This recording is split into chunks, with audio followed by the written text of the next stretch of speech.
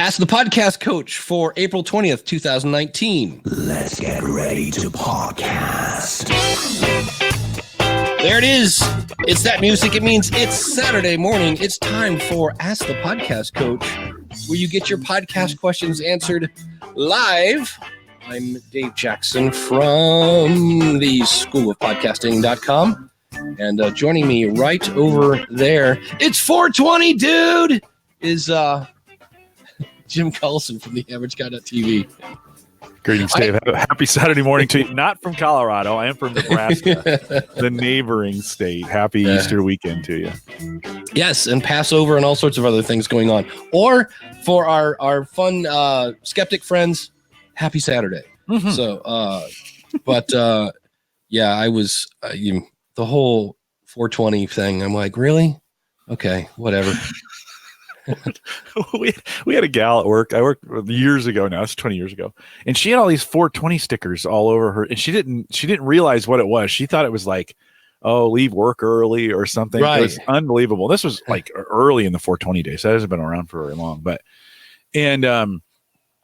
one day someone said, hey, you know what that means, right?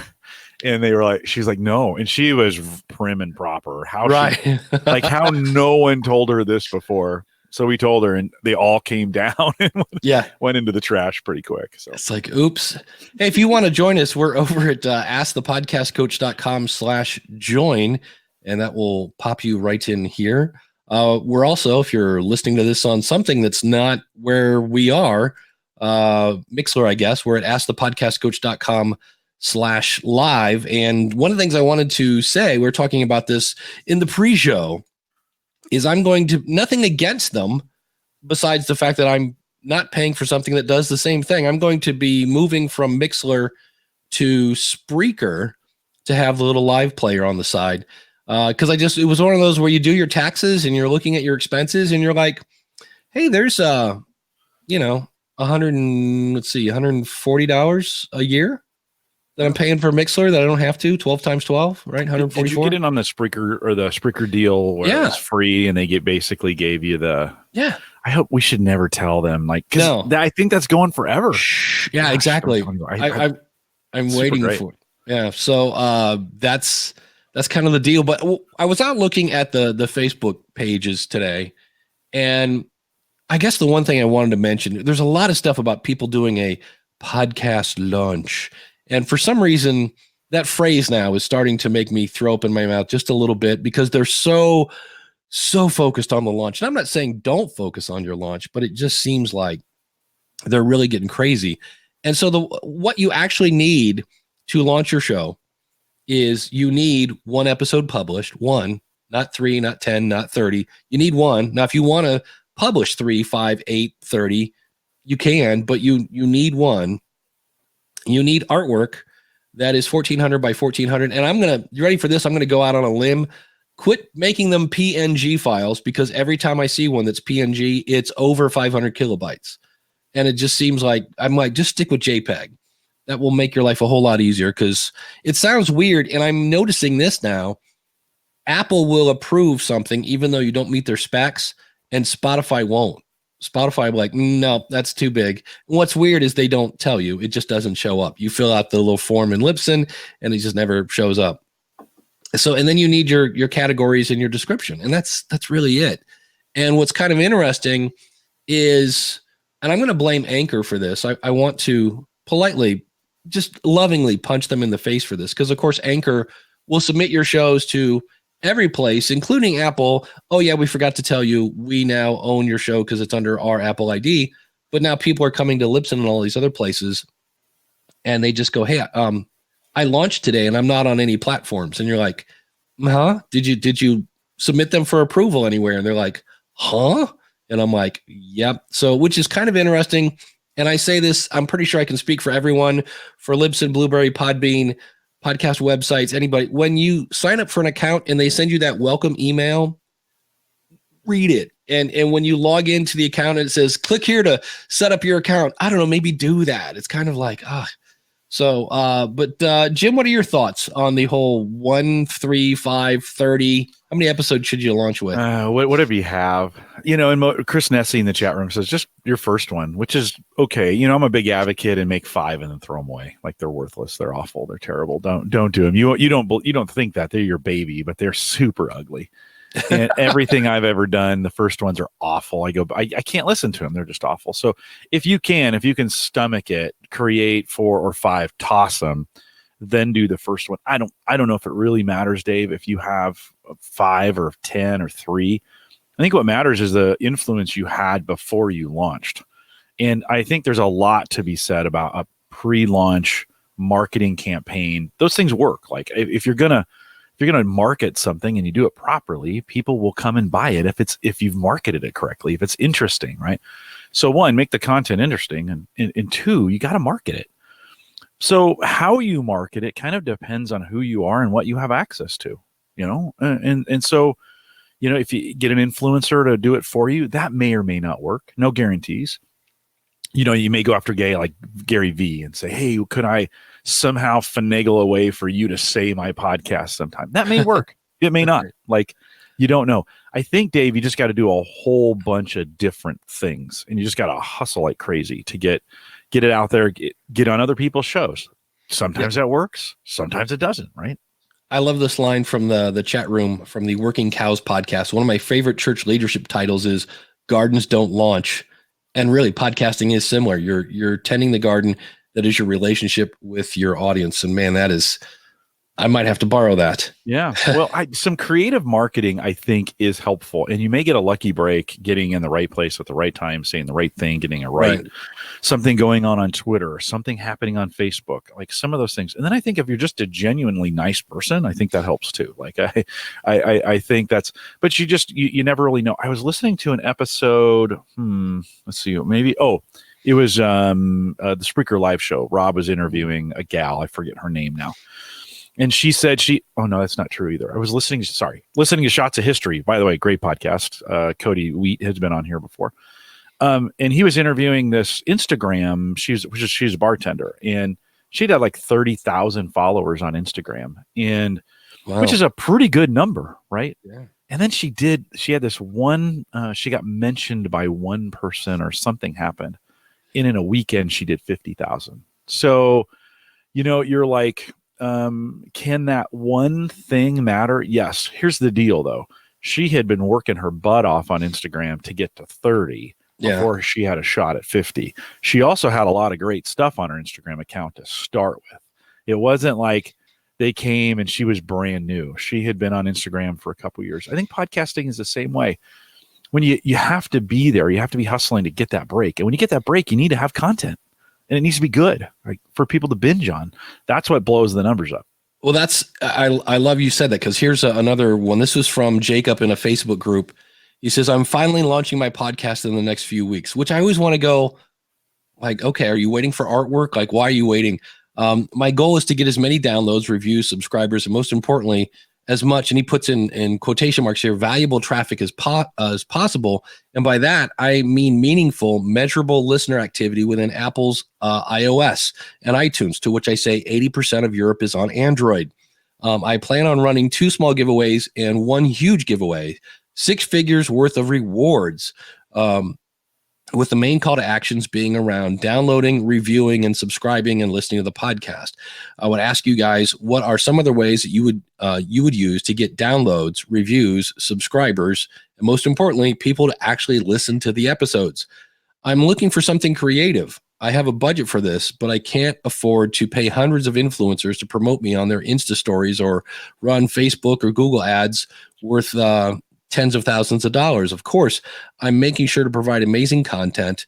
Okay, I'll be the judge of that. And I've already recorded episodes with some of the biggest names in my industry. So here we go. Gary Vaynerchuk, Neil Patel, James Clear, Sean Ellis, Chris Dew, I guess that's the guy's name, are just drop some names. Can't wait to hear your thoughts. So that's interesting. He's got some big names there. My question is, here's my thought. In fact, this is actually a kind of a talk I'm working on about when you interview big names, if you do the same old interview that they've done forever. And you get Gary talking about wine. What was this thing? Wine library, wine something. Yeah, something like that. And blah, blah, blah. And you get whoever, and they just do the same. If I interview Pat Flynn and I get him talking about his Green Academy and his PDF and he lost his architect, he's not going to share that with his audience. Mm-hmm. He's just not. So he's probably not going to share it with his audience anyways. Well, that's it. He's influenced Vanderchuck. He's not sharing this with his audience. And if he does, it gets so lost in the wash of their influence and activities, right? You may get lucky if it's controversial. You may get lucky if it stands out on something. I mean, you may get lucky, but chances are, again, I said this last week, I took a little heat for it on Twitter. Interviewing famous people is lazy podcasting. I think it's just super lazy. Find interesting people. And they may be interesting and famous, but it drives me nuts, Dave, when it's like, okay, I'm going to launch my podcast. I'm going to go after all these influencers. And could it work? Totally. People have done it. It's documented. It could work. It's just lazy. Well, my whole thing is Jared Easley has a book called Stop Chasing Influencers. And he talks about how he interviewed some big names and just was getting zero. It's because they're not there to share that. But I love the fact that he says, I'm looking for creative things. And it's like, I don't know, make a good show. And, he didn't say what the show was because he's in a Facebook group. So he can't, that would be spam. But to me, I'm like, it's like when you write a book, you think writing the book is the hard part. Writing the book is actually the easy part.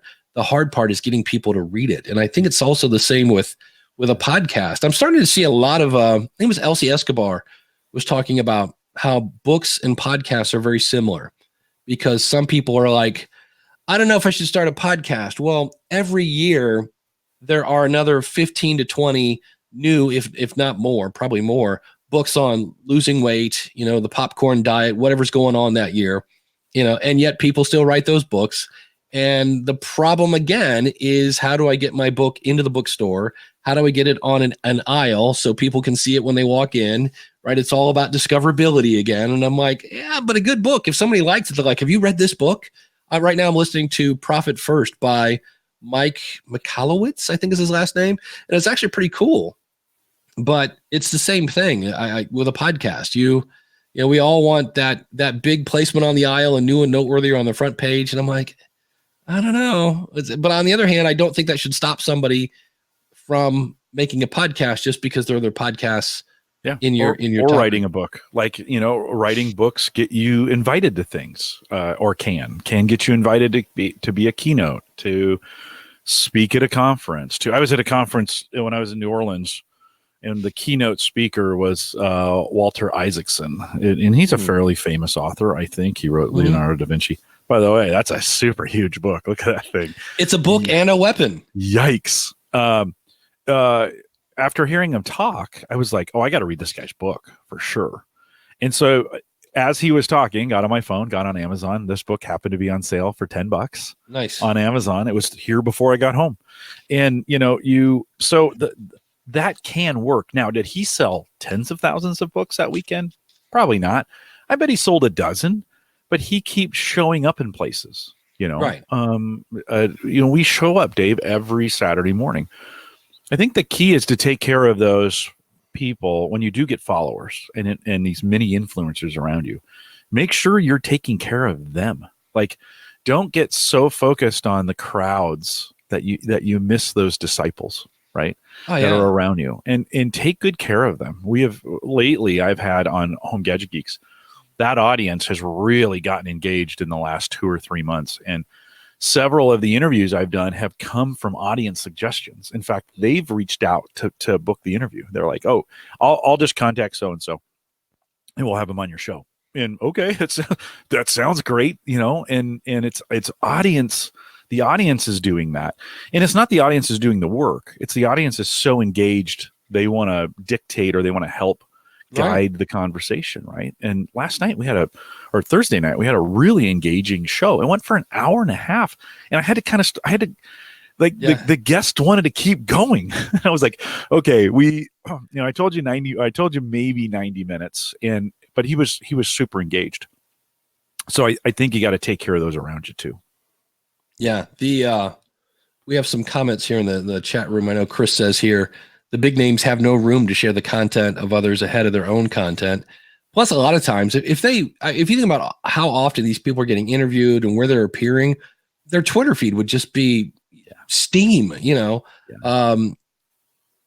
Here, when Gary Vee and other folks are putting out tons of content daily, why would I look for a new podcaster to consume their content if I wanted to consume it? So, and then Chris says, of course, yeah, you wouldn't.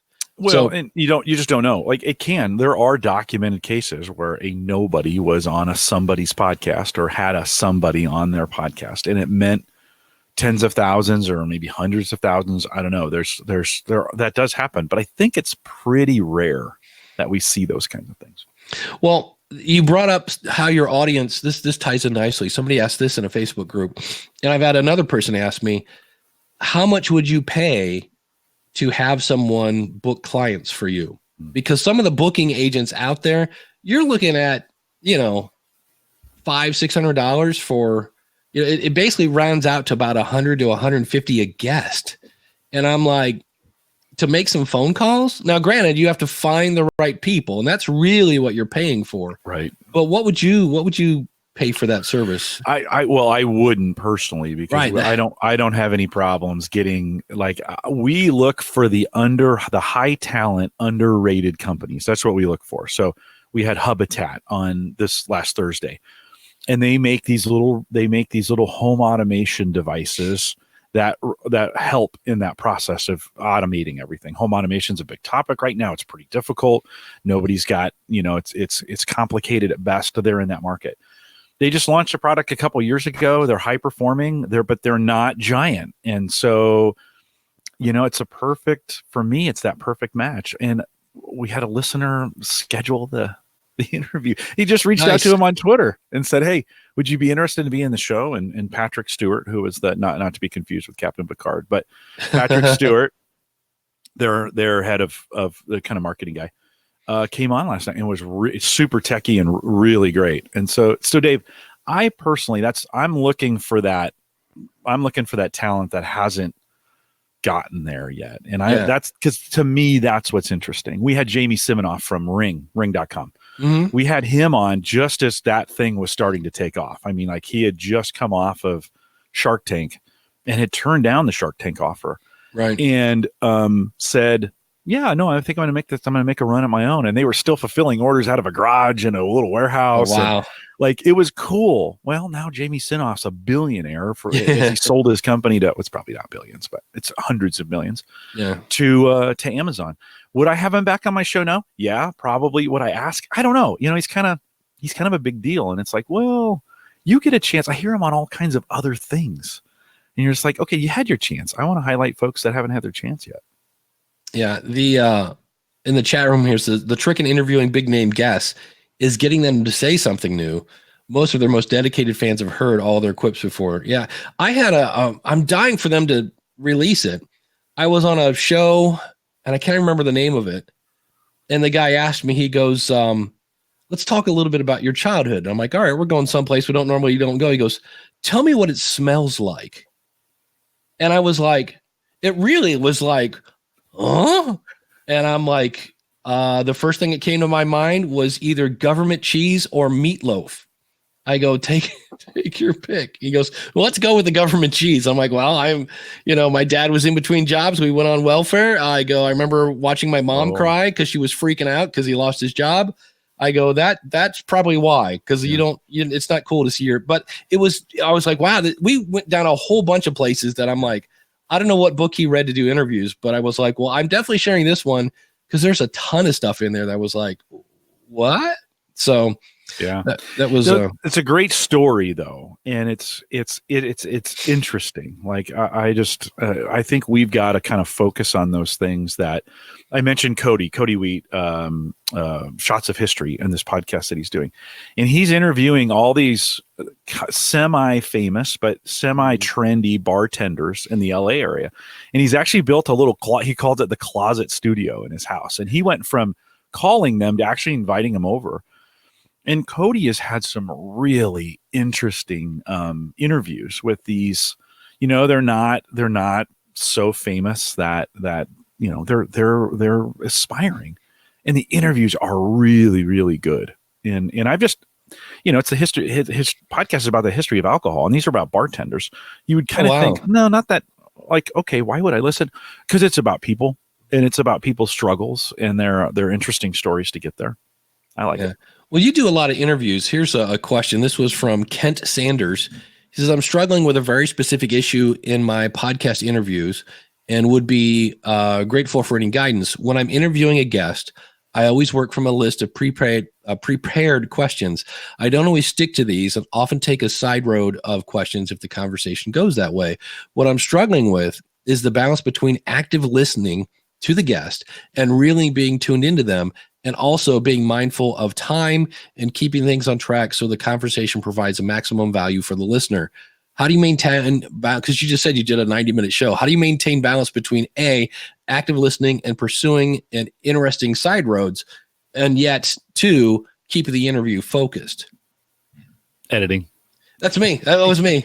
I said everything. Let it go long and then edit it.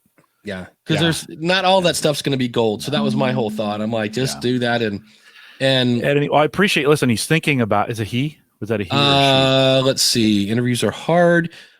Kent. I'm assuming that's a guy. So he is thinking about, I think, all the right things. In other words, it's great to have some prepared questions. By the way, I think practice helps. The more you do this, the better you get at it. Yeah. Go down the rabbit trails if they're interesting. If you hear something, if they say something kind of off, say, oh, hey, wait a minute. Okay, before we go, let's continue to go down this path a little bit. I'm interested. Those are, you never know. Sometimes you just hack it, but you never know what that's going to turn out. So I think he's thinking about all the right things and trying to keep it interesting. Just let editing be your friend on that one. Yeah, that's it. That's me. I always go long, and then for me, it's just a matter of listening to it back and going, okay, does this question, deliver value or whatever, and just kind of go from there. How do you feel, Dave? How do you feel about switching the interviews around in your edits? Because people get more relaxed when they, when you're interviewing them, and almost sometimes the better parts of the interview are at the end. Would you front load it to get the interesting stuff? Yeah. I forget who I was interviewing, and we talked about a subject, and then like 20 minutes later, they said something without me saying, let's go back to what we're talking. He just did. And I was like, ooh, and I was listening to it back, and I'm like, this is so good. And I want people to listen to the whole interview. So I'm going to front stuff it. I'm like, I'm going to put the gold up front, and not that the rest of it wasn't gold, but it was like this needs, I don't want anybody to miss this golden nugget. So I put it up front. Yeah. I think you can also re-record the intro at the end. So do the intro, do the show, like maybe like, hey, Dave, welcome to the program. And the very first time I do that, then the very first time you've spoken on my program, it's a little stiff and kind of the guest doesn't always quite understand everything that's about the show. If you do that at the end, say, hey, just stay with me for a second. I want to re-record the intro now that we've done this. Then take that and move it back to the front. I think you get a little fresher, a little better take on that person. Yeah, I always start off and I'll be like, hey, Jim, welcome to and I'm going to say, hey, Jim, welcome to the show. And you can say, thanks for having me, or whatever you want to say. And then I'll get into the question, and they'll be like, okay. So I'll go, hey, Jim, welcome to the show. Jim will say, great to have me. Having me, Dave. Yeah. And then I pause, because a lot of times the first question is not great. I think it's going to go somewhere, and I'm like, oh, all right. Let's go to the next question. And so that way I can always start with a first question that is going to get the conversation going where it wants to go. Because I know some people are like, oh, I want to like warm them up. I want to, but I'm like, okay, you can also do that before you hit record. But if you want to do it after you record. Something about recording. The question I like is just tell me a little bit about yourself. And I know some people find that lazy. Oh, I hate that question, man. But you cut it out, but you get them talking. It's like, I think that is the key, and nobody knows themselves better than themselves. So you get them talking, and then you cut it out. Well, what I would just rephrase that. Like if I was interviewing you, I'd be like, so Jim, when did you know podcasting was going to be a thing for you? Yeah. Because otherwise it's like, I was born in Nebraska. I was in the Navy, Army, something. Like, where do you want me to go? With my guests, I have a really good, they know why they're on the show, and they know what to say based on that. give me a little bit about your background. And okay, well, so I was an engineer. I came out of UCLA and I was an engineer, and generally they know. I always feel like they know. I don't get the well, I was born in Nebraska. By the way, I have a funny story. Steve Wozniak, Woz from Apple. Yeah. We invited him. The city of Omaha invited him to come speak years ago, and I'm not sure they briefed him really well on what he was supposed to speak about. He was like, well, let me tell you a little bit about myself. I was born in, and an hour and 45 minutes later, he was in high school. Woz just kept talking, and he walked through elementary school, then junior high, and then he talked about how he'd done phone freaking and all these hacking things that he'd done, and in his high school days. And then so he's graduating from high school, and he looks at his watch and he goes, how long was I supposed to, like, how long did you want me to speak? And the event coordinator goes, you're doing fine. And you can hear the audience go, I mean, Woz is interesting, but you can hear the audience go, oh, like, we've already been sitting here for an hour and 45 minutes, and he wrapped it up within 30. But you run that risk too of not being specific enough. I get it. Yeah. Here in the chat room, do you prepare for interviews when you're the interviewee? I try to. How about you, Jim?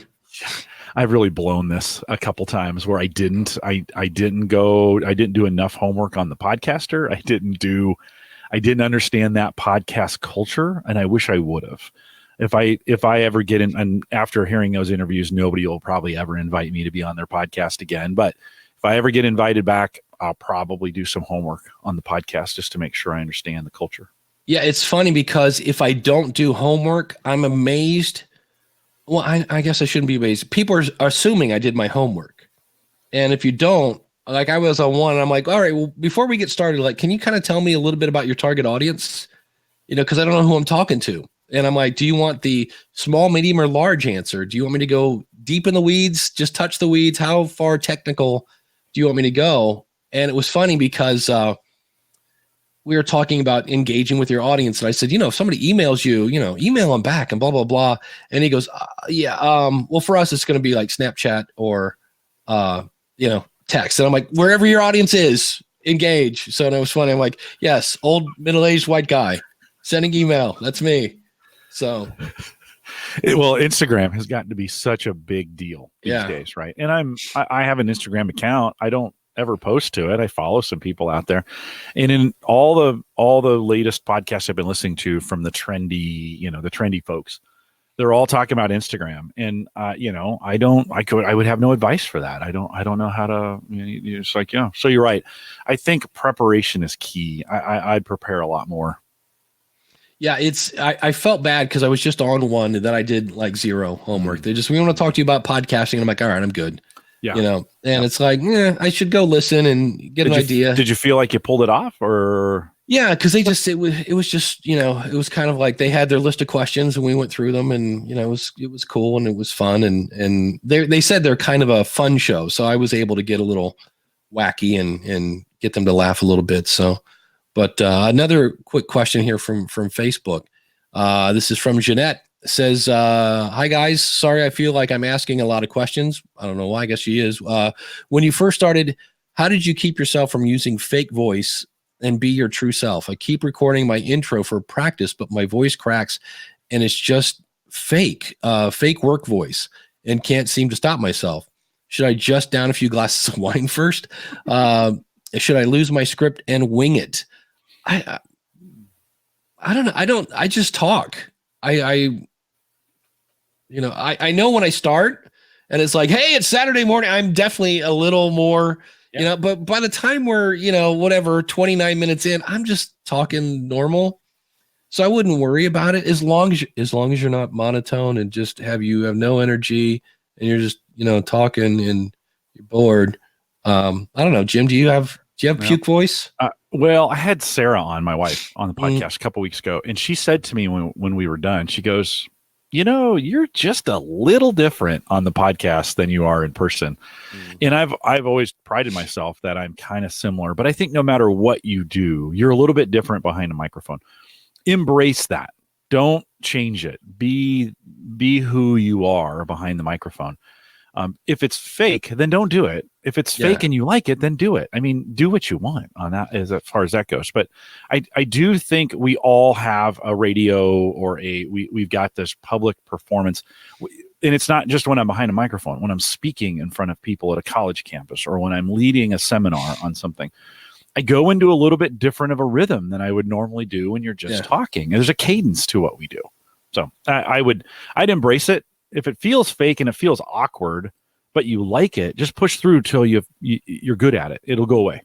Yeah, until it becomes natural. But if you're trying to force something and it doesn't feel like, because I tried to do a podcast as a character, and I was laughing how like 10 minutes in, I was this grumpy old man, and I'm talking like and like 5 minutes in, number one, my throat is killing me. Yeah. And also, I'm like, wait a minute, you just slipped out of character. I don't know if you realize that or not, but those last two sentences sound a lot like Dave Jackson, And I was like, oh, and that's when I went, oh wow, being a character is easy. So however you want to bump it up or twist it or whatever, but as long as you can kind of do it naturally, and like you said, if you want to sound this way and you think it sounds good, then just practice it and it'll just be natural. I'm with you. When I talk on stage, I probably have I know I say right a lot on stage, and that drives me nuts. We all do.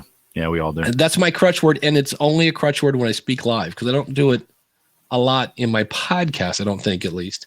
Well, you had posted your Hall of Fame award video this week, and I went back and rewatched it. By the way, it was more fun to watch it again this week than it was when you got it. I really enjoyed, for whatever reason, Daniel did an amazing job. Out of the park. Oh my God. Daniel was so good on that. So if you haven't seen that yet, go back to your, I'm sure it's on your YouTube channel. Is that where it's at? Yeah. I think what had happened is I had politely borrowed that, and I could never find it on Podcast Movement's website. So I borrowed it and threw it on my YouTube, but it was unlisted. And then a bunch of people saying, like, where can I see that? And I'm like, it's on my YouTube. And they're like, no, it's not. So I finally just made it from unlisted to public because technically I don't own that material, but it is me. They're okay with it? Didn't really. Okay. Well, even though it's you, it still doesn't mean. Yeah. Didn't really ask. I'm kind of like, I'll leave it there until somebody goes, hey, you can't. Can you pull that down? We won't, but. Well, I appreciate you posting it. It was touching, and I really enjoyed watching it again. And but you're speaking the way you do that presentation. You wouldn't talk that way in front of a bunch of friends. That's just right. that's your public presentation voice, and it's different than when you do podcasting. And so embrace those differences, but get good at one of them. Like if you're going to do a lot of podcasting, practice your podcast voice. Get good at it. Get good at your cadence. Have a rhythm. Have some kind of persona when you're doing it. People are not attracted as much to the content as they are to you. That's why people come to listen to podcasts. They come to listen to you. Yeah, in true podcaster fashion, I hate that thing. When I was watching that, I'm like, oh, you're staring at your phone 90% of the time. What are you doing? It's okay. The content there mattered, Dave. Yeah. That was a genre that, you wanted to make sure you included everybody. You wanted to make sure you got it right. Yeah. It was really, really well done. I appreciated that. That if I was ever in a situation like that, I'd hope I'd do half as good as you did on that. So you did a nice job. Here's one. When I started in radio, I would go home and read from the newspaper. Remember those, kids? Yes. Reading as though it was talking to people instead of reading. Yeah. David Hooper does that. He said he likes to read out loud because that's the key of not making it sound like you're reading. And it's easier said than done. That was somebody else had do I still have that question? Somebody had a question about scripting. Should I script my show? Oh, well, that in that one Facebook, she talked about, do I stay on script or go off script? I think you get the script down so well. Practice creates this ability to then go off script. And I think that script so well, you can dance around it and then you can ad lib.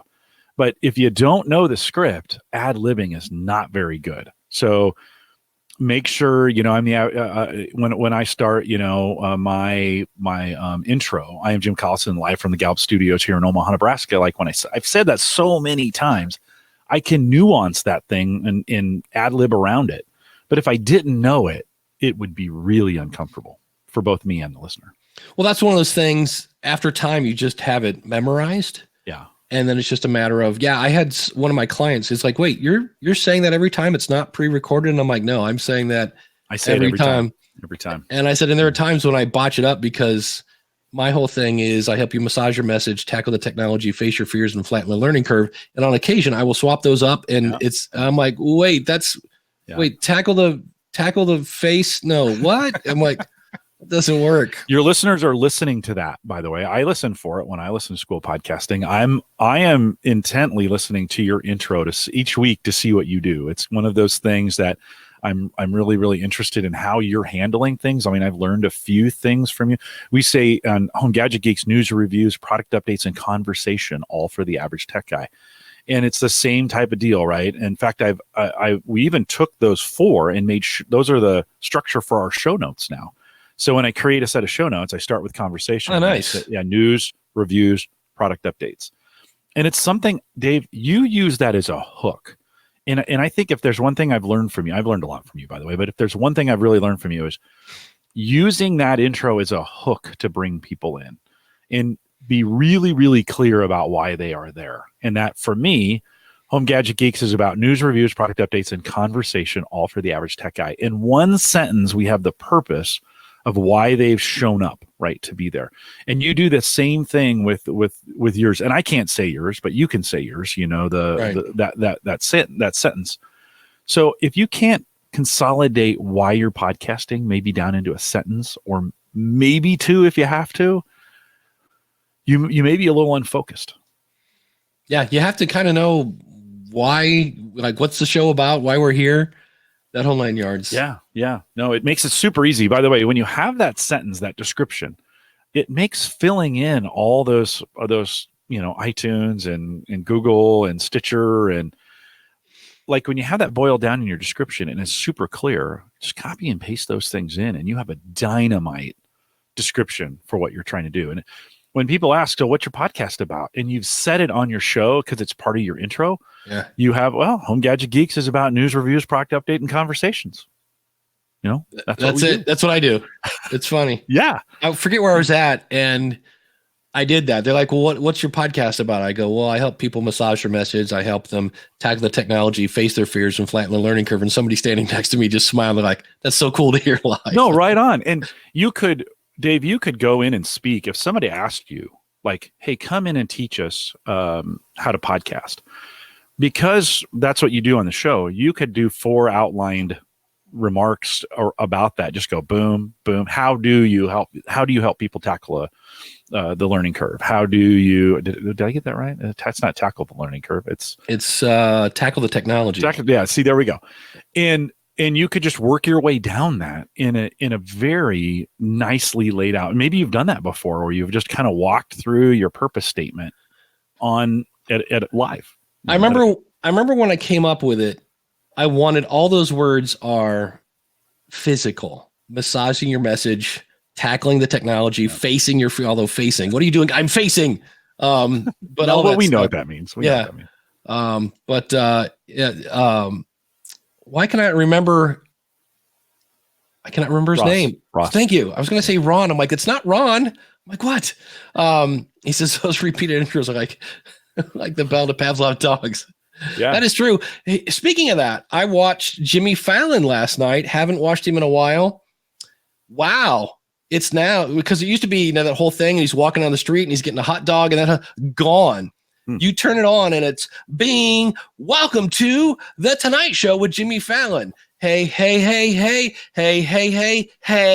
everybody. None of this like, hey, welcome to the Tonight Show. You made it. You're here, baby. Gone. Really? Everybody say hi to the Roots. And then he's doing, I think, a little longer monologue. Because my whole thing that used to drive me nuts was they would say who was on the show, and then he would do his monologue, and he'd go over to the desk and say who's on the show. And I'm like, you just said that 7 minutes ago. But yeah, his intro is now boom, Jimmy, go. And I'm right like, in. Get right in. Well, that money, or I mean, that all that time is just pure gold on YouTube now. I mean, like, that's true. They are making way more money on YouTube than than I'm sure they're making just doing the show with the sponsors. And so that you just got to get content. You got to get right to the content because it's worth so much. By the way, every podcast does not have to get right to the content. So if you have a community based or people are listening to hear the banter, and by the way, people do listen to podcasts for banter. That's all Dave and I do every Saturday. We have content disguised as banter. And people show up every Saturday morning to do this. It's okay to have banter. So you don't always have to, I feel like sometimes we beat it over people's head. Get to the content. I noticed when you had that show about why, pet peeves, that's not what you called it. Yeah. Get to the content. Not always. So don't feel bad if you've got banter. That's what we do here. Yeah. Or if you like having banter, and that's one of the reasons why you're doing your show. She Podcast does a lot of banter at the beginning of their show. And I always wonder if I didn't know those two, if I would be like going nuts and going, come on. But on the other hand, it's, a lot of times they have really interesting conversations. But speaking of interesting, no, that doesn't work. Speaking of interesting people I'd like to talk to. Ooh, that's fun. That's cool. Is that blinking for you too? Yeah. I'm like, wow. Whoa. I just had a seizure, but yeah, let me try that again. Add to stream. Wow, I think exactly. All right. Well, we'll just do it without that. Let me try that. Let me remove that completely. Do you have control of the TV behind you right now, or did you have to turn around? Okay. Yeah, that's what I noticed that earlier, and I'm like, so Kim is getting her money's worth today at Toastmasters101.net. That's because she comes out live. If the other ones would come out live. What's weird is I also can't make that. Well, here, if I stop sharing, let's do that. We'll try this one more time. Okay. Screen share, screen number 2, share, and there it is. That's more like it. So yeah, go over to askthepodcastcoach.com/awesome. We still have the teacher's pet position available. If you're looking for a monthly accountability call at a greatly reduced price, go over to askthepodcastcoach.com/awesome. But we always like to give a shout out to the people that donate $20 a week. People like Greg at debtshepherd.com, where he teaches financial wellness. Glenn the Geek Hebert over at horseradionetwork.com. What's interesting is I was doing a video and I searched for the word the feed because I was showing Libsyn's podcast, or in this case, I was not showing Libsyn's podcast. But Glenn came up because he must have done an episode about feeding your horses or something. Joshua Rivers from podcastingexperiments.com. Max Trescott at aviationnewstalk.com. Shane from spyprairie.com. Carrie Bond from keywestperspective.com/podcast. That's a podcast about island life and the people who live it. My buddy Ronsley down in Australia at the Amplify Media Group. If you're looking for help with your podcast, check him out at mustamplify.com. Carl White down in the Carolinas. Check him out. It's Life in the Carolinas with an S. lifeinthecarolinaspodcast.com. There she is. She's stuck behind me as well. Kim Craggy from Toastmasters101.net. And if you would like to be an awesome supporter, simply go over to askthepodcastcoach.com/awesome. So, and I'm trying to, okay, good. I don't know what's going on. I hit run with built-in time. So the only thing I can think of is Kim was the last person that joined, and I must have not put in an automatic time for her. But I do have a question here. This is from, looks like Bill Reed. It says, hey guys, I got some feedback on my podcast, and I'm getting that my co-host sounds like she is across the room in an empty hallway. So this is where I say, if your audio is bad, people will kind of go, what's up? Why are you podcasting from the Lincoln Tunnel? Any ideas how to fix this? She has her own mic. Her setup is the same as mine on the mixer.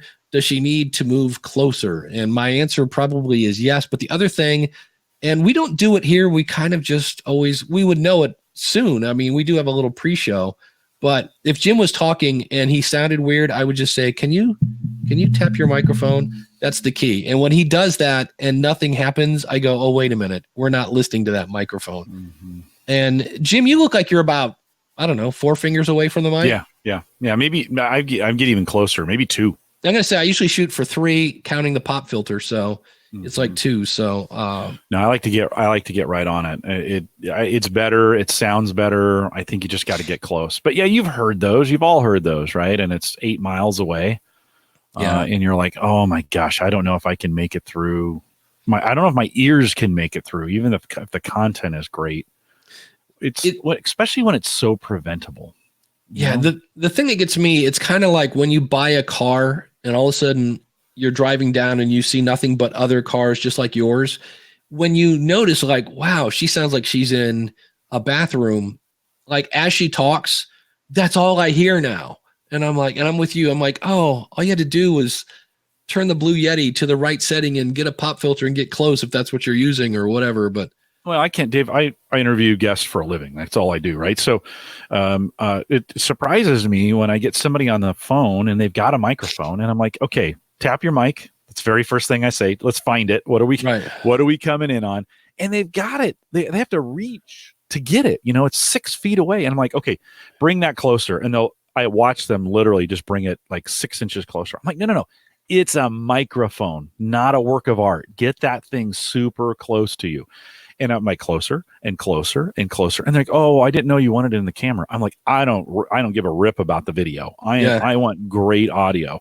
Get that thing as close to you as you possibly can. So I think it must be a human nature thing, because I see a lot of people doing it where they continue to push that microphone away like it's a disease, and you're like, no, we need that thing. Get it, move closer, hotter. When I used to run the sound system at my church, I would always say the microphone is your friend, because they would, they're singing into a microphone and they're and I'm like, no. I'm like, eat the mic, eat the microphone, get up on it. Yeah, for sure. I thought this was an interesting one. This is from, I'm going to say Latara. Hello, my friends. My friend and I are working on a podcast and a blog that we'll be releasing this year. Summer for the blog, fall for the podcast. While both, this is one of those things again where I kind of go, all right, we're really thinking things out here. While both working full-time jobs in 2 different states, I have 2 questions. Is it cheating to just share the same content on both platforms in a different way to increase the content? Example, podcast interview with Michelle Obama blog post.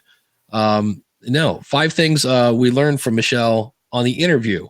So, and my whole thing is no, actually, I would recommend doing that. Stretch the most out of it you can.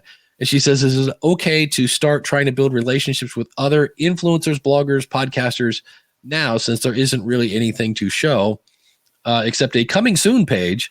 I feel like people aren't really sure who they'll be getting into or what they'll be talking to or what they'll be getting. So yeah, I mean, it's not going to hurt.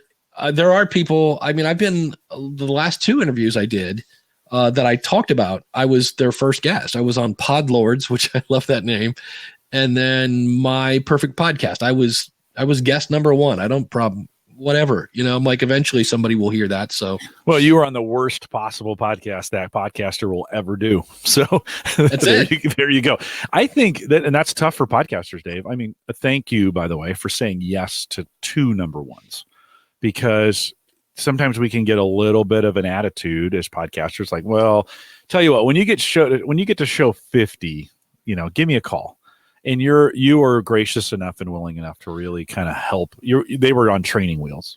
Now, hold on. Lords is an experienced podcaster, right? Yeah, and as is the other one. They're both throwing their. They're still not great. Their first ones are still not the best. Yeah. And they're actually both friends of mine. I have done like really low, but there was one, and I felt like a total schmuck doing it because it was like episode 3, and I went over their website, wasn't even ready, and I was like, there's a lot, if they have a website going and everything's, going, they're in iTunes, I'm like, okay, but when it's like, yeah, we're gonna record a bunch and then batch them and send them, and I'm like, can you let me know when you're live? And I felt like just such a schmuck because I want to help everybody, but I was like, I've had a few. Let me think about that. I've probably had 2 that I've recorded interviews, and either they didn't like the interview or what, but they just, I should be hearing like, hey, your episode is live, and nothing. And I'm like, So now it's good for you for doing the interviews. It's tough to do, even experience. I don't know about you, but for me, even as an experienced podcaster, whenever I'm starting a new podcast, it's not as crisp, it's not as clean, and it's not as figured out as when I've been down 5 or 10 of them. They get better as they go along. And so I think you take risks on those when you're willing to be on them. And I appreciate that, because there needs to be a number 1, there needs to be somebody on the first one. So. No, that's me. And I usually don't turn those down just because it seems, I guess in a way, like the fact that I said yes to be number one, they're like, really? And I'm like, yeah. Like, and they're like, cool. That's well, you said it earlier. Like, be a nice guy. Yeah. Yeah. No, be a pal. They'll have you back. They'll have you back for 50 or 100 or whatever. And you can, by the way, no one can ever unseat you as being the first one on the show. Right. I was on some of the early episodes of Podcasters Roundtable, maybe 10 or less. And, you can't take that away. You're just like, well, it's just, I was on it when it was new. And if it goes big, you never know. That's it. You never know. Somebody might, find it and they're like, I'm going to download everything this person's ever done. So, yeah. And I think that was the way it worked for me, for you. I always go back to like, how did I find Dave Jackson? I found you and Dave, or you and Daniel and Ray all at the same time. Cause you guys are triplets. You were, just brothers from another mother.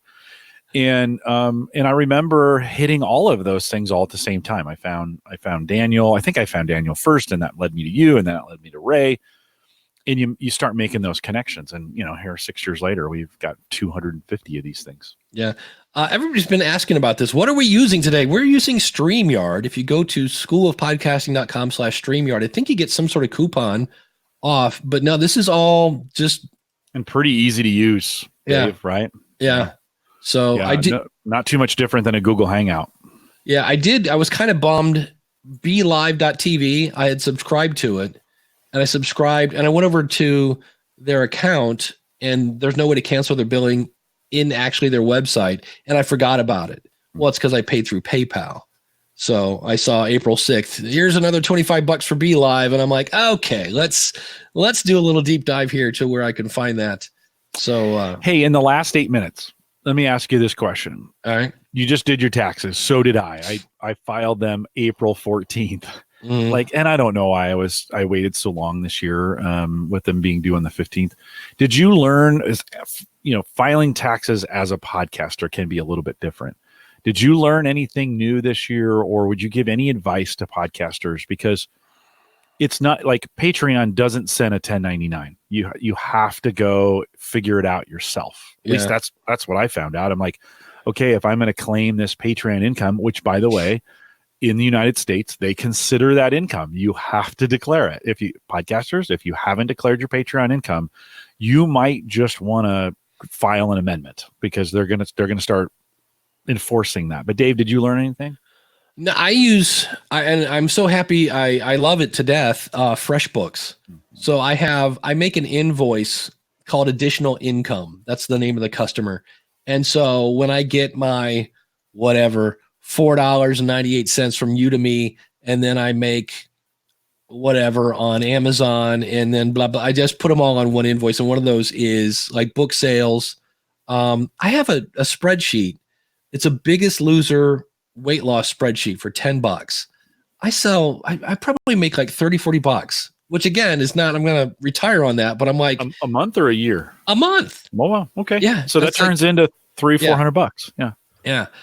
So I put all that on an invoice. So it's already in my account as income. And then the thing I've been really doing much better this year at is like I will now go in and make sure BeLive.tv is canceled in FreshBooks, because you can set up reoccurring expenses, because that's the key. You want to not only track your income, you really want to track your expenses, because that then makes your income less and there's less taxes to pay. And so I'm a big fan of FreshBooks. They've actually done some things. They went to like a new version, and I was not a fan because I had to I would have to ask them. I'm like, can you show me what I sold the most of? Because I want to see how much was affiliate marketing and how much was this and that. And they now have that to where I don't have to ask somebody. But I started that. Well, I always had spreadsheets and things of that nature. So yeah. Well, and I would say if you had trouble filing your taxes, or it's questionable this year, now is the time to start planning for next year. Like, take all that weight off yourself and do it a little bit at a time. Every 2 weeks, maybe bring your Patreon in, maybe bring your Amazon in. One year I missed Amazon. I got my 1099 really late, and I just missed it. And man, that came back around. That was a mess. To the government sent me okay, we're adjusting everything because you missed this. And then of course they only take the income. I didn't declare any of the expenses that I'd had around that. And so I had to go back in and do an amendment, and super messy. So my recommendation is, if you're making any money in podcasting, anything, whether you're charging people to be on the show, or you have sponsors doing this, or because those all count, right? You have to count that as ordinary income. You Patreon, donations through PayPal technically should be declared. Amazon, any affiliates that you have. Now, you can also write off, I'm no tax advisor here, but you can also write off any expenses related to podcasting that you might have. So equipment that you bought, hard drives to store things on, any services you've used to store things, your host provider can be done, your website provider, all those things can be sometimes, again, I'm not a tax advisor, as expenses. And a lot of times it can cancel it out. Yeah, this is one I never thought of, tracking mileage for speaking engagements. Yeah, there's some apps to help you do that now, where you just hit the button and it automatically, with GPS, tracks it for you and says, oh, these are the miles. I think there's one called TripIt that is, they keep wanting me to update, and it's like, because I have the free version. Yeah. But some of those, I mean, if you're doing a lot of income that way, on April 14th, the panic that you go into knowing you got to get these things done. I used TurboTax, the online version of it, and I paid the extra $120 to get the self-employed module.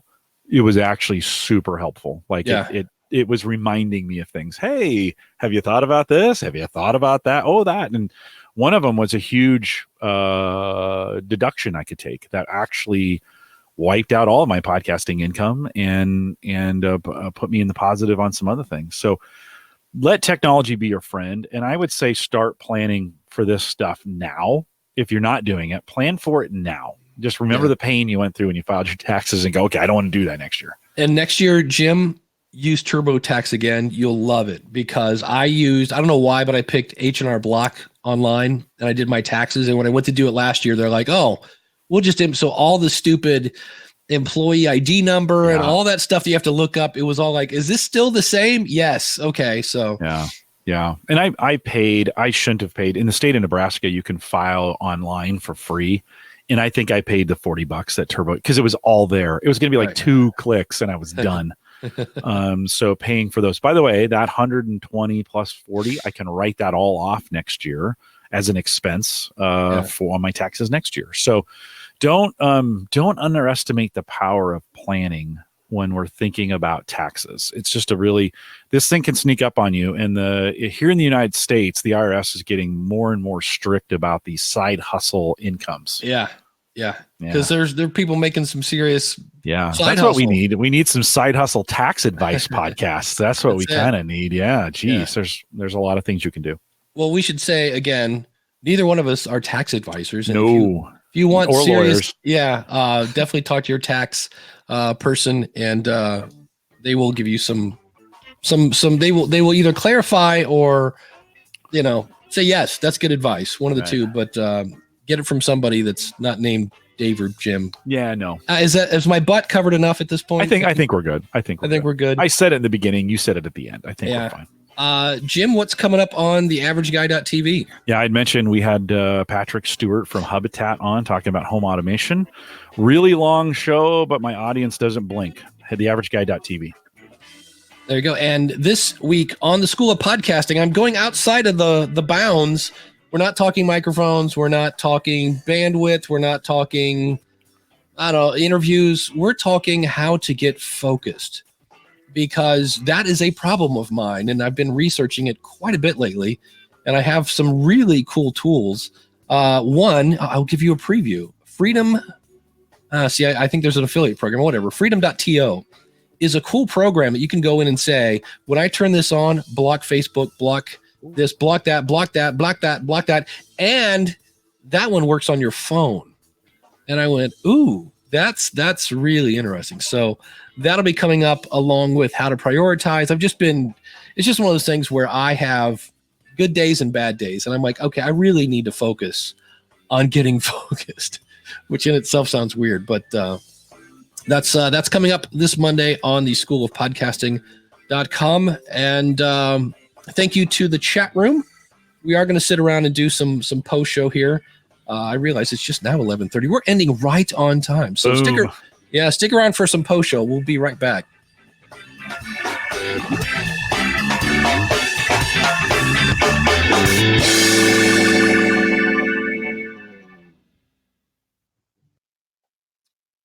And guess, Jim, you're going to be so happy. You hit play?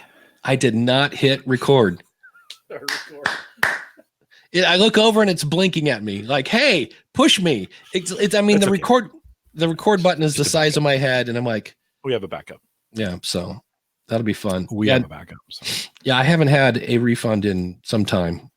So, well, if you're on the other hand, I'm also making money. So you're not giving in some cases that's just you letting the government use your money interest free while it's sitting there. Now, for most people, it's not enough that it makes that big of a difference. For most people, not for everybody. That's the thing. I was in the Steve Stewart's podcast editors group, and I wish I had the links. I just typed in, because somebody said, I'd like to make $100,000 editing other people's podcasts. And I was like, okay, first things first, how much do you need to make $100,000? And the answer was in Ohio, $143,000, because Uncle Sam's going to want his take. And then you went to this other thing where you put in, what do you want to make? And it says, how many weeks of vacation do you want and how many holidays? And it basically came down to like $72 an hour to do that. But that's where you're fully booked every day, 40 hours a week. And I was like, that's something that I don't think most people realize, especially when they go, well, how much is it to edit my podcast? And somebody goes $100 an hour. And they're like, wow, that seems a little steep. Well, there's, $30 of that is going to Uncle Sam, and then $70. And it's like, and there are people, it was interesting when they asked that question, somebody said 25, I'll do a 60-minute podcast for 25. And it's interesting because in that podcast editors group, everybody does that. They start super low and then they realize, wait a minute, if it's 25 times, 0.7 that means I'm actually making $17 an hour, which again, doesn't sound bad. I don't know what the minimum wage is these days, but it's one of those things when you start looking at it, 9 or 10 most days. Yeah. So that's not shabby, but it's hard to, and then throw in the other thing. When I was talking to Jim Harold from Podlords, and I asked him, I go, what do you do for insurance? Cause he's podcasting full time. I forget the number, but it was much, much, much higher than I thought. It's astronomical. Yeah. Is he buying it through the exchange, it was some health insurance exchange or whatever it was actually some small business. Yeah. Oh, good. Blah, blah, blah thing. So there's some religious organizations too that you can become a part of that have these exchanges where you can no matter how you slice it, healthcare is the single largest it's going to outstrip taxes easily. Is the single largest cost that you have. You really do need to account for it, Dave. I mean, I think if you're going to be self-employed podcaster, you have to really account for it. Nothing will wipe you out faster these days. And it's super easy. My wife had hand surgery back in the beginning of the year. We went to the deductible. We have high deductibles. And she met the deductible like that. And you're just like, oh, well, yikes. That's a lot of money. So you kind of need to think through that, be ready for it. I think, if you're editing or you're doing podcasting work or consulting work and you're kind of wondering where your price is, like what is the right price to charge? It varies by location and by region and by your skill and your ability to market and some of those kinds of things.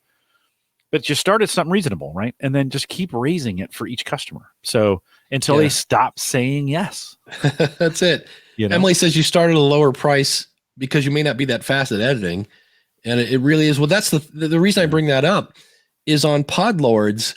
I said almost every editor I know, like their plate is full. And I'm like, if you want to make money in podcasting, start editing.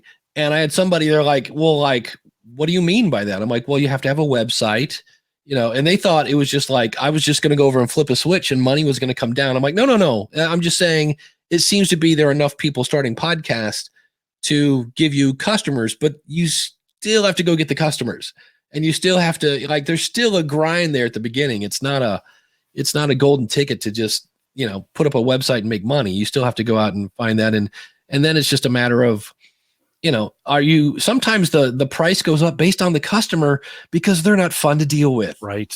Yeah. Yeah. If contractors do this all the time, if they don't want to do the work, it's messy. It's going to be, they just bid it super high. And it's like, you got to make it worth my time to do this. And so you can kind of that way you don't have to say no. I think a lot of self-employed and even podcasters don't realize that if you're going to do this for a living, you got to spend money to make money.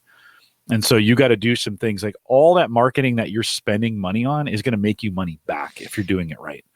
If you spend zero, chances are your marketing is going to result in zero. So you really you got to kind of lean in. That's tough when money's tight and you're first starting to do these things. Dave, you know how this is. You got to lean into that spend. That spend will make you some money back if you do it right. But you got to spend into it. Yeah. Emily says it really varies by how much you charge. Some people charge by the hour, by the amount of audio, or a flat fee. So it's kind of all over the place depending. I know Daryl Darnell charges, I think it's X amount a month for X amount of episodes. And then it depends if you want show notes and if you want graphics. And then I think Emily charges by the hour, and then it's like X amount of money, like for every 10 minutes over that or something like that. So it's not, and for me, I used to do that when I first started out because I couldn't, the people that did start podcasting, the first thing they said is, okay, I'm done with this editing thing. Do you know anybody? And I'm like, me, but I'm not a big fan of editing other people's stuff because I was editing shows that I would never listen to in 100 years. And so that's when I went, ooh, so I couldn't take that. But I know at least from that, I had somebody that really thought like, how do I do this? And I'm like, well, it's the same as starting any business. You need a website. You need some sort of e-commerce to charge people. Chris says he charges per episode, and then Emily charges per the amount of audio. So yeah. And what I do is stupid. I charge for however long it takes.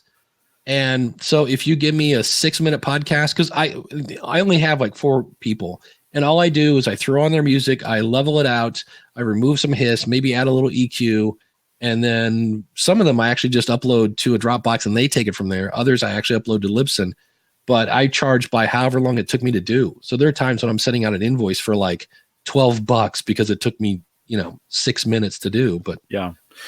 Well, and listen, and you're doing high volume, like you're an editor and you're doing high volume, you're going to have some customers that you're barely going to break even on, and you're going to have some that you're going to economize with. Like that is just going to happen. You're not going to have a profit margin that's the same for every single customer. If you try and figure out a system that works that way, you will drive yourself batty trying to get that exactly maximized. So just realize going in, like, okay, I'm gonna have some customers. Hopefully, you're not losing on any of them, right. But I'm gonna have some customers. Maybe a 30%, 20% margin. I might have others that are at a 70 or 80% margin, and that that's gonna balance itself out. You're gonna have some difficult customers. By the way, you raise your prices for your difficult customers. For those that have high profit margins already for you, you keep them the same. Like this, you gotta kind of work this thing. You're going to have, people are difficult, right? No matter what you're doing, people are difficult. You're going to have them. You can't say no to all of them. You need some of them in your pipeline. It's just the way it works. I have a woman right now. She's kind of new. I said, this is what I do. I don't edit out ums and you knows. I'm like, if you just need somebody to level it out, I'm your guy. I said, but I'm going to need a title and a paragraph for show notes because she wants me to put it on Libsyn. I'm like, I can do that. I'm just going to need a title and a paragraph. And that's the part she doesn't get. And she keeps naming them the same thing. Like so-and-so talks about such and such. And I'm like, okay, that was the name of the last episode. And so then I'm confused. I'm like, wait, I think I already did this episode. And so that's the other thing you don't get paid for is onboarding your customer to get them into your system. Cause it's like, I almost need to make a video and go, this is what I'm looking for. And what I told her last time, I said, because I don't mind her show. I'm like, I will and make show notes if you want me to, because I don't mind her show. And she hasn't gotten back to me yet. But it's always like she uploads it on Friday and wants it out by Monday. And I'm like, our Dropbox is a giant mess at this point. So that's one of the things I'm going to do this afternoon is reach out and go, what's going on? Because I'm thoroughly confused at this point. But yeah, if you want to keep your customer from disappearing on you, charge a retainer. So lawyers do this all the time. Podcast editors or whoever can do it as well. And when you're setting up the contract, say, I just have an upfront $300 charge, and it's I'm going to keep it on hand. If at any point when you're done with me and our account is settled, I will give that back to you. Yeah, that's I'm glad that's what I did with this woman. It was awesome in FreshBooks. I sent her an invoice, she paid it, and then there's somehow you go in and like delete the invoice and put that money on account, and then when I create a new invoice, it deducts from the money she has on account. So it's awesome. It should be like all I need is a title and 3 sentences of show notes. That's all I need, and it's like so right. I'm that's going to be my thing today. I can do this. I can do this. It's just going to chew up the money you have on account quicker. Yeah. But that way, if they do something and disappear, like, so you do some work for them and you never do more than $300 worth of work for them. You stop doing it. If they're not up to date, then you've got it. If they stop and they're done, they'll also come back for that money. So they're not going to disappear completely on you. It's just it adds a little bit of value to what you're doing. Don't make it so high that the bar is high, but in a cash business like this where it's set on work, I don't think, and it's a reoccurring relationship, I don't think it's a bad idea, especially if you don't know the customer, to just set up that retainer in the very beginning and say it's like a deposit. Yeah. It just makes sure if something goes on or that just keeps our relationship strong. Well, that's one of the reasons why I started using FreshBooks. Emily has a great point. Also, make sure you have an agreement in place that says I will not edit audio with licensed music that you don't have the rights to.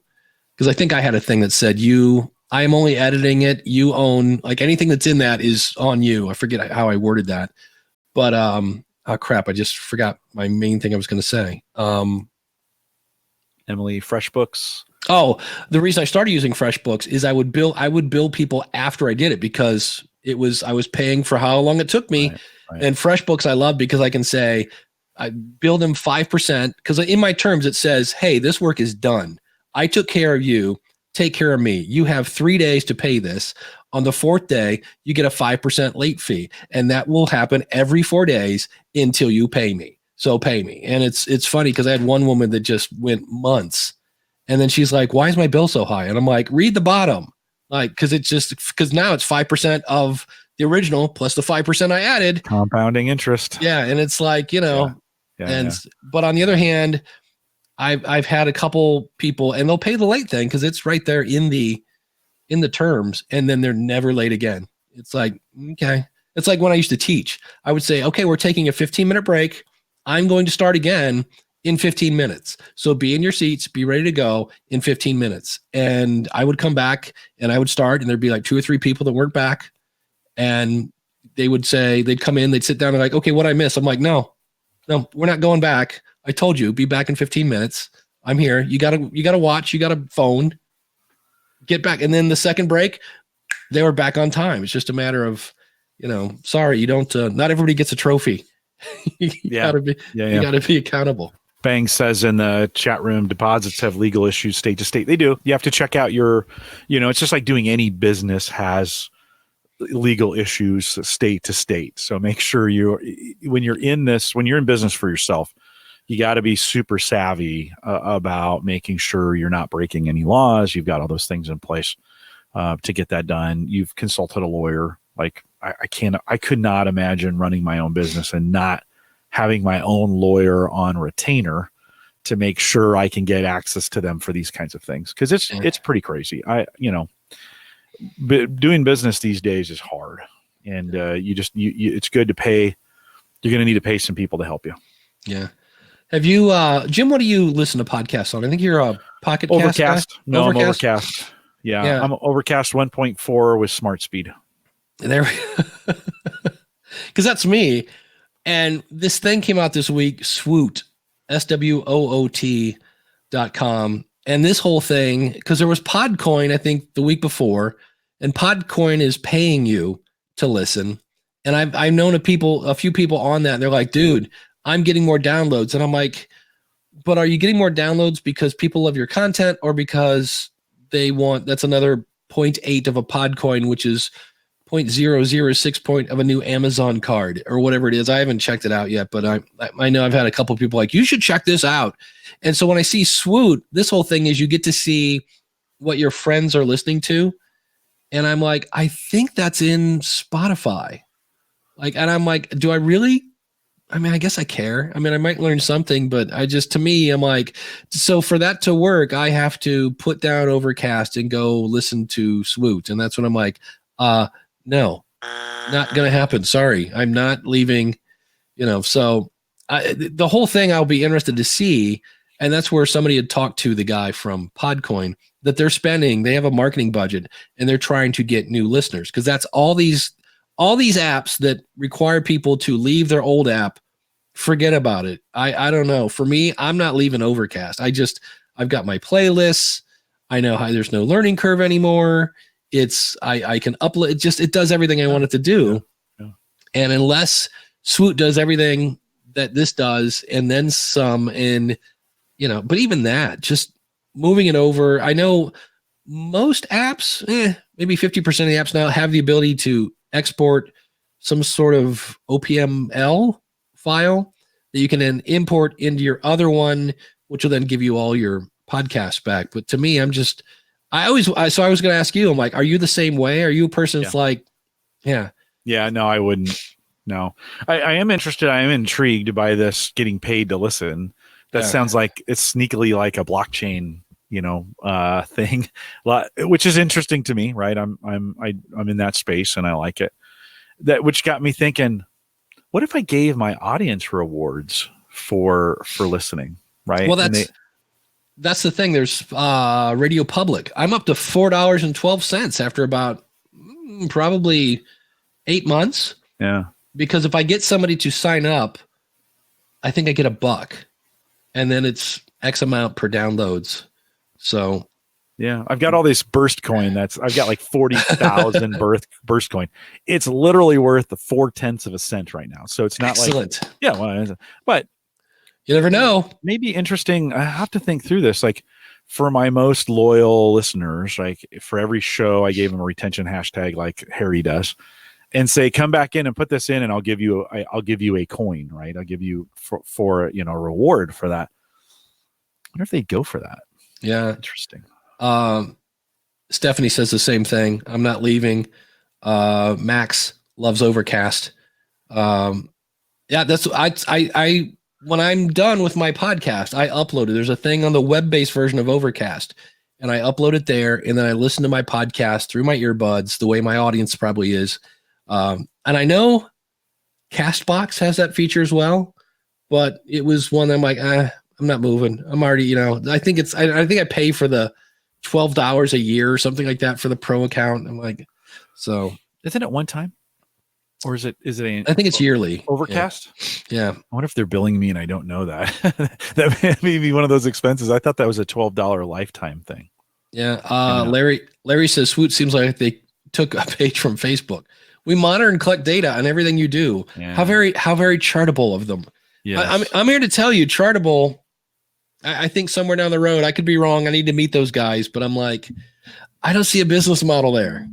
And that means you're the product. We didn't see a business model with Twitter either for a long time. And that's true. Twitter and Facebook are doing pretty well with starting with no business models. So that may or may not be true, but that's a good point. Yeah. And I'm sure they had VC money. It seems like everybody does these years. Well, how long? Hey, look at SoundCloud. Did we expect? They're still out there. Like, didn't we expect them to die like a long time ago? And they're still holding on. That's a great point. I'll have to research and see if I can see like SoundCloud financials for 2018. Let's just not talk about them anymore. I'm so sick of SoundCloud. Jim's like, no. I was so glad when Anchor came along. Geez, Anchor kind of took the pressure off SoundCloud. Yeah. And then Bang says, did you see that YouTube Premium is beta testing, giving every account a free $2 super chat to hand out every month?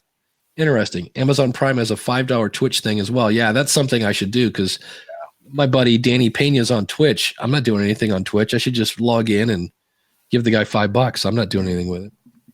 So, but yeah, I haven't downloaded. I haven't looked at Swoot. I haven't looked at Himalaya. I haven't looked at Podcoin. It's just one of those things where, again, kind of going back to priorities, does looking at these things advance my overall goal?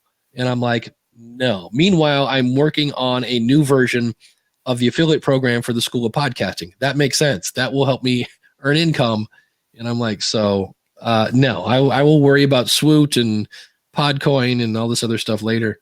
Podcoin? Okay, hold on. I'm intrigued now. So Podcoin, huh? You have to. Emily mentioned you do have to.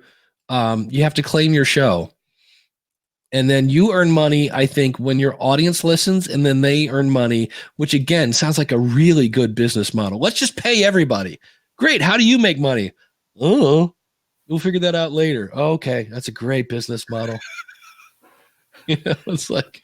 Well, the blockchain is a perfect way of doing all of this. This is what's great about it. You could, if you do want to monetize this way, it's a great way of keeping track of it and sending and selling and all those things. They can all be converted to US dollars or whatever that you're in. So it'd be a good way to do it. I'm kind of intrigued. So when I have to claim my show, does that mean Podcoin has already pulled my show in and I have to claim it? Sounds that way. Interesting. Yeah. So yeah, I'm with Bangs. I didn't realize Marco has a podcast. Marco Ormont, I think is his last name. He's the guy behind Overcast. And then Emily says it's not crypto, even though it's in the word, but it's not crypto. That's too bad. They missed a good opportunity to go crypto. There's a crypto called BitTube. That's a YouTube ripoff that is using the BitTube blockchain to. Same thing. You come and listen and you can, as a watcher, you can get credits for watching people's videos. Then those credits go to the content creators. BitTube is worth 4 cents. Okay. So if you price it right, I mean, okay, it's 4 cents. It's still, maybe if that was 4 cents a minute and you multiply that times, 10,000 viewers and you don't have the YouTube problems. Like all of a sudden you start kind of going, oh, well, that kind of makes sense. That could work when you scale it out that way. So, okay. So Podcoin is not blockchain. How do I claim my podcast? Boy, could they get more words on this page? Yikes.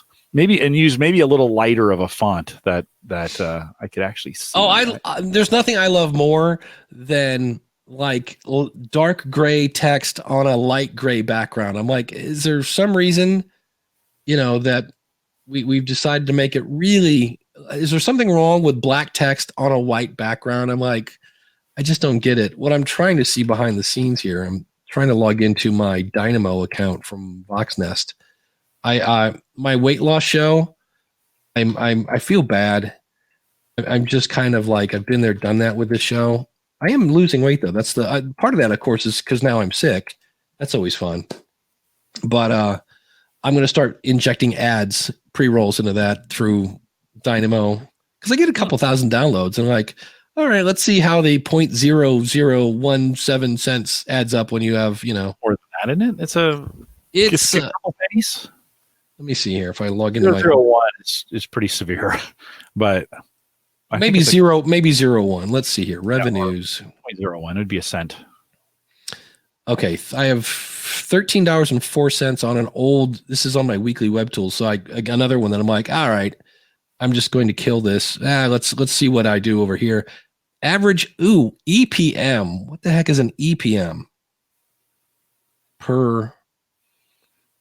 That's a weird one. E stand for engagement per minute. Maybe are they defining engagement in some way? Okay, so they're saying I did total ads 402 and I made $13.04. So if I take 1304 and divide that by, what did I say, 402? Yeah. That is 3 cents. Okay. Woo! So 0.03. Triple what you had just said. So you gave yourself a raise right there. Yeah.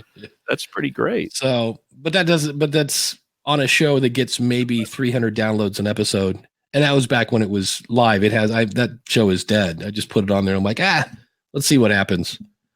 Which is so. Bill says, I wish I was clever enough to know what podcasting is. It sounds interesting though. Well, go over to learn. I hope he's being sarcastic. To subscribe. Is he being? Okay. I hope he's being sarcastic. Well, you never know. But go ahead, finish your. Learn2subscribe.com will show you how to subscribe. I need to put a thing up there for Android, but that's how to subscribe on an iPhone because I'm just a stupid American and I think everybody should do that. But how are we doing on time? 4 minutes. Post show with even some time left over. That's right. Dave, what do you think, Freester?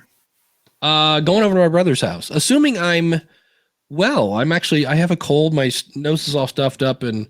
Hey, you did a great job today, by the way. You gave a little clinic on how to do a live podcast and be sick. That's not an easy thing to do. And I don't know if I ever heard a sniffle or you blowing your nose once, and you had to do it a couple times. Yeah.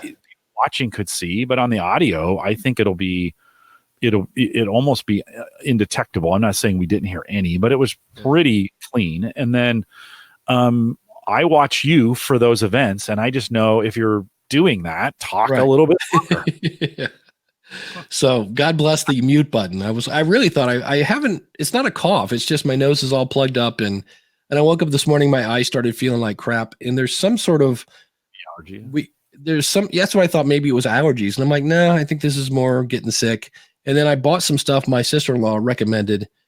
I wish I could remember the name of it. It's really long. And I thought it was like Pop Rocks. You pop open this little bottle and you dump it in and then you let it dissolve.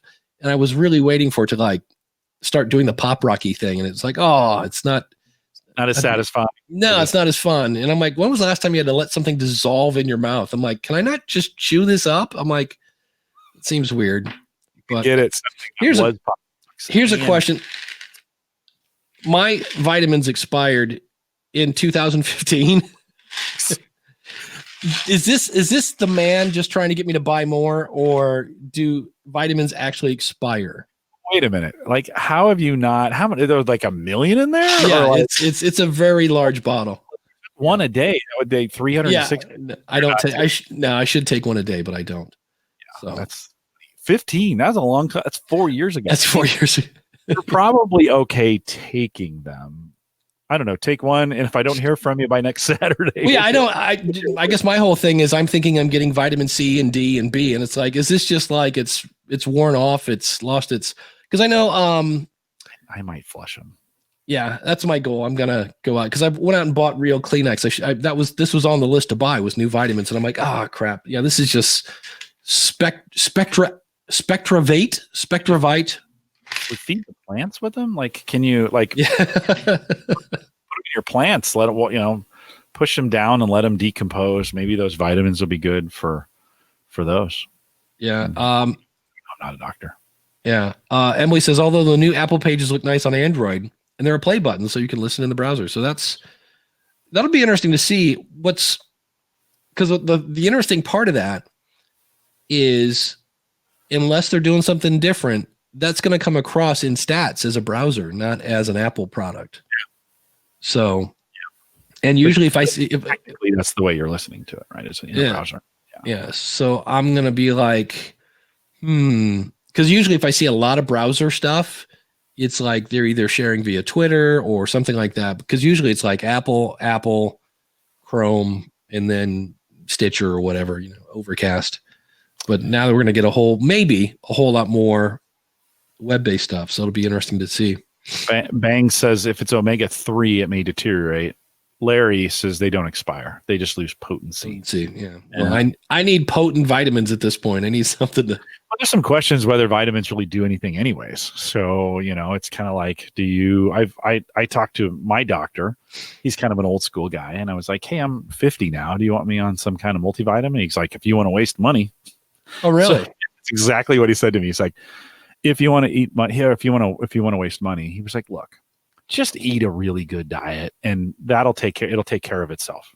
So everybody has different opinions. Trust me. I'm sure there's vitamin people screaming right now. Like, no, you gotta have vitamins.